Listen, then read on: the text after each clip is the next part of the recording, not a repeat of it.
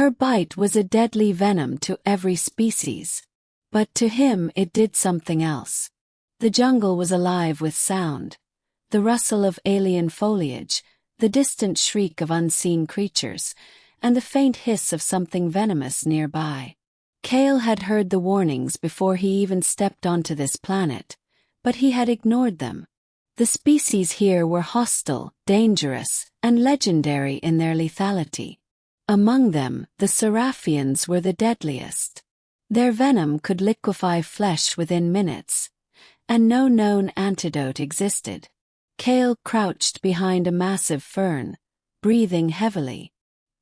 His mission had been simple: observe and document, but surviving long enough to do so had been anything but simple. He had tracked the Seraphian for hours, drawn by rumors that it was not only deadly but also intelligent. And now, through the shifting mist of the jungle, he saw her. She moved like liquid shadow, sleek and terrifying, her scales glinting with a deadly iridescence. The Seraphian queen, the apex predator of this planet. Every creature she passed fled, even the great thorned beasts that roamed the jungle. Kael's pulse quickened as she drew closer, unaware of his presence, her fangs glinting. Then in a sudden blur she lunged, not at him, but at a smaller, less threatening creature that had dared to step into her path. Kael exhaled slowly, relief washing over him. But as he turned to retreat, the ground beneath him gave way. He stumbled into a shallow ravine, drawing the attention of the queen. Her eyes, luminescent and terrifying, fixed on him. Kael froze. Every instinct screamed to run, but he was trapped.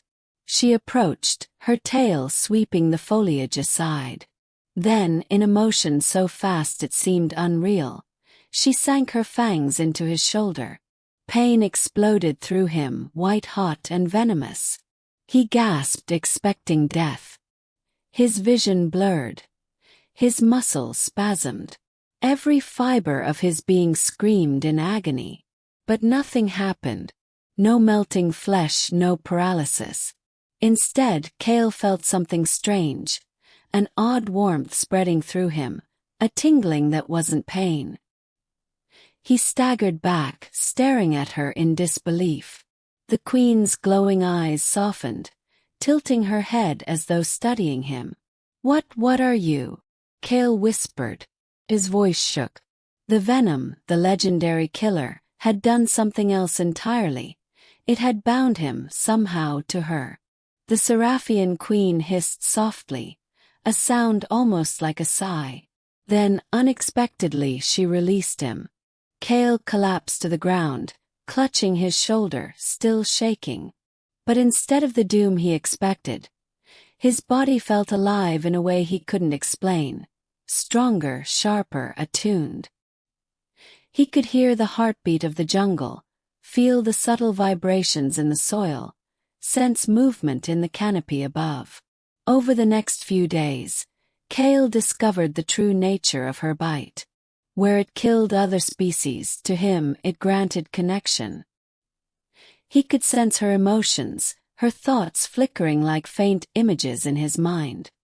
He learned her fears, her rage, her loneliness. And slowly, he realized that the venom was not just lethal. It was a translator, a bridge between predator and prey. Kael returned to the jungle time and again, each encounter with her drawing them closer. They moved together without words, hunting, exploring, understanding one another in a way that defied reason. He began to see the Seraphian not as a monster, but as a queen burdened by centuries of isolation. She had no equal, no companion, no one who could withstand the touch of her poison. One night, under the twin moons of the alien world, Kael lay on the ground, her massive head resting beside him. His hand brushed against her scaled cheek, and she purred, a low, vibrating sound that reverberated through his chest. The venom that should have ended him had made him hers in a way no words could explain. He could feel her heart, steady and fierce, and it was mirrored in his own. Then the moment of choice came. A group of human explorers had tracked Kael here, eager to capture the queen for their own gain. Kael could feel their weapons, smell their fear, sense their intent. The queen tensed, ready to strike, ready to kill the intruders instantly. Kael raised his hand. "No," he whispered. "I'll protect you." With that, he leapt forward, putting himself between the humans and her. The queen's eyes narrowed, her tail flicking like a whip, and Kael could feel her awareness pressing against his mind. Hesitant, questioning. He met her gaze. "I trust you," he said, though she couldn't hear him in words. She understood.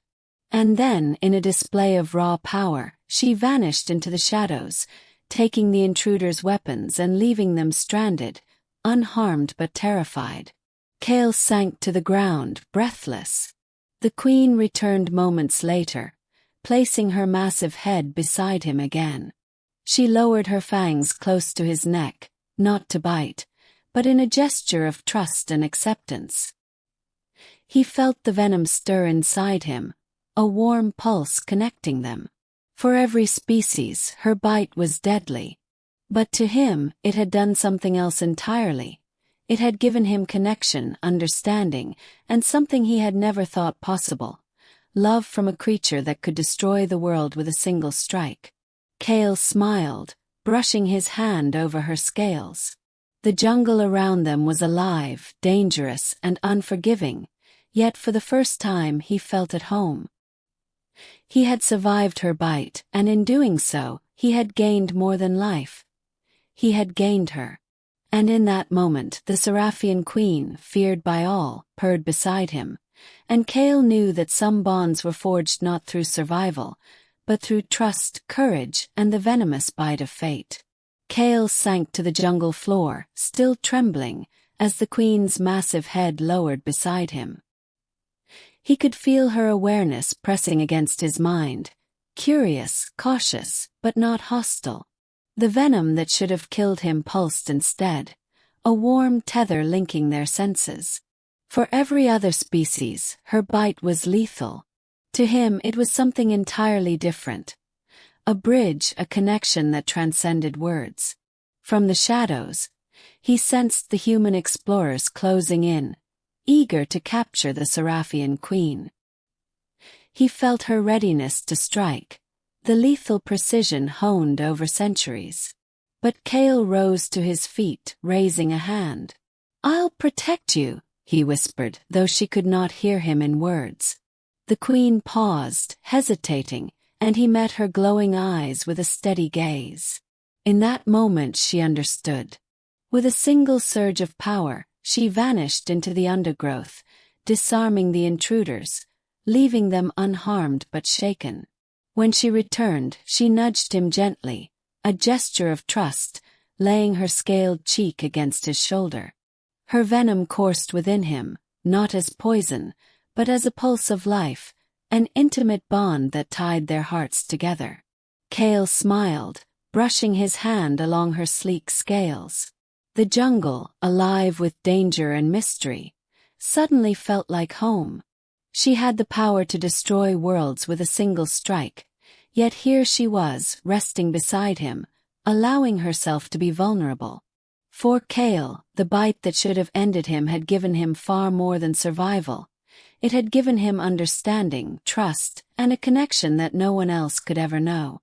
And as the twin moons cast silver light over the jungle, Kael realized that some bonds are forged not through fear, but through courage, acceptance, and the unexpected warmth of a deadly queen's bite.